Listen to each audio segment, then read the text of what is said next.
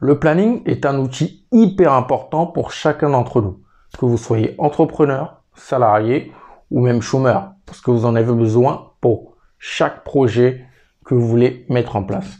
Et beaucoup de personnes se plaignent de ne pas avancer dans leur projet ou d'être improductif.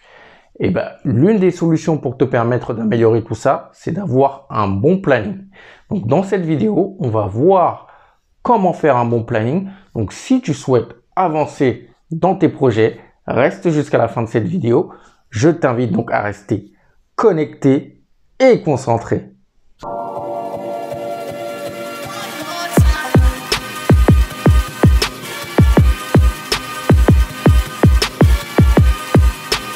Bienvenue sur OMBM Channel, moi c'est Paul Guérin et si tu es sur la chaîne qui te parle d'industrialisation et de process industriel, parce qu'avoir une bonne idée d'entreprise c'est très bien, mais ce qui te permettra d'emmener ton entreprise au plus haut, c'est d'avoir des process industriels bien rodés et bien robustes. Avant de commencer cette vidéo, je vais t'inviter à cliquer sur la petite cloche pour t'abonner et recevoir mes prochaines vidéos. Et si tu as aimé cette vidéo à la fin, tu mets un petit like et surtout, tu la partages. Lorsque vous vous lancez dans un projet entrepreneurial ou non, ça peut être un mariage par exemple, ça peut être l'achat d'un appartement ou peu importe, ça peut même être des voyages, vous avez besoin de mettre en place un planning si vous voulez que tout se déroule comme vous le souhaitez. Pourquoi il est important de mettre en place un planning? Parce que premièrement, un planning vous donne la visibilité à court, moyen et long terme. Et ça, c'est très important.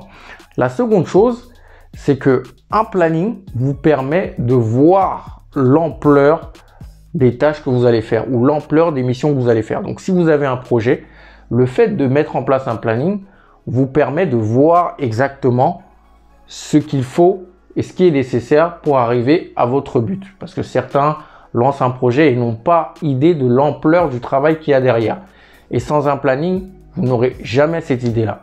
Donc la troisième chose pour laquelle il est important de mettre en place un planning, c'est que le planning vous permet également de faire des prévisions financières. Vu que vous avez une vue sur le court, moyen et long terme, vous pouvez également faire des prévisions financières pour chaque étape de votre planning. Et la dernière chose, ça vous permet de ne pas vous éparpiller. Vous savez exactement ce qu'il faut faire et exactement comment le faire et où aller. Il y a 3 étapes principales pour moi très importantes pour vous permettre de faire un bon planning. Donc on va regarder ça tout de suite. Pour ceux qui ont regardé la vidéo sur le plan de validation, j'ai bien dit à la fin de cette vidéo que vous avez besoin du plan de validation pour dresser votre planning par la suite. Si vous n'avez pas encore vu cette vidéo, je vous invite à aller la voir. Donc c'est ce qu'on va regarder aujourd'hui. Donc mettre en place le planning après le plan de validation. Donc la première étape pour le planning, c'est de décomposer les tâches. Donc c'est pareil, similaire au plan de validation. Décomposer les tâches.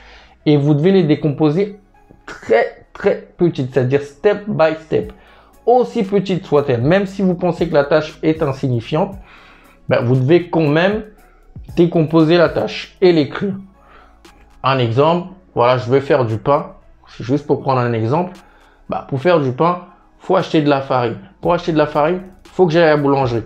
Pour aller à la boulangerie, il faut que je m'habille, etc., etc. C'est un exemple tout bête, mais c'est pour vous dire dans quel degré vous devez décomposer les tâches. Donc ça, c'est la première étape.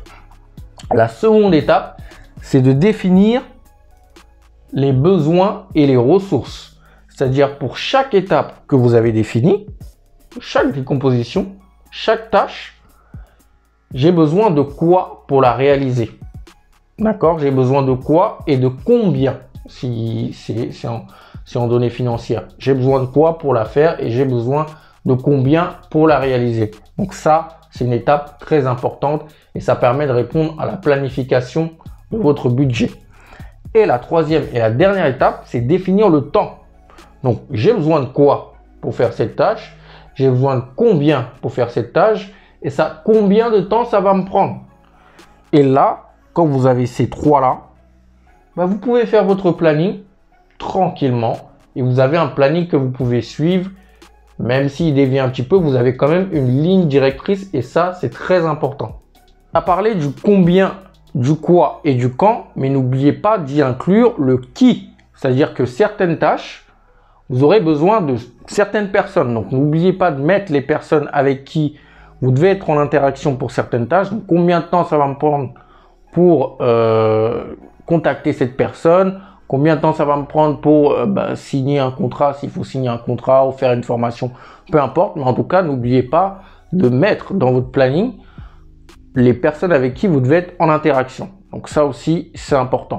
Donc voilà ce que je voulais partager aujourd'hui avec vous dans cette petite vidéo sur le planning. J'espère qu'elle vous a plu et surtout qu'elle va vous aider pour vos prochains projets. Dites-moi en commentaire si vous avez d'autres choses à rajouter, si vous avez des petits tips également pour faire un bon planning. Hein, ça peut aider toute la communauté. La semaine prochaine, on se retrouve pour une nouvelle vidéo, un nouveau thème. D'ici là, porte-toi bien et n'oublie pas que nous sommes tous des multi-billionnaires mind. Partage cette vidéo à quelqu'un qui a du mal à s'organiser et qui doit donc dresser un planning. Bye!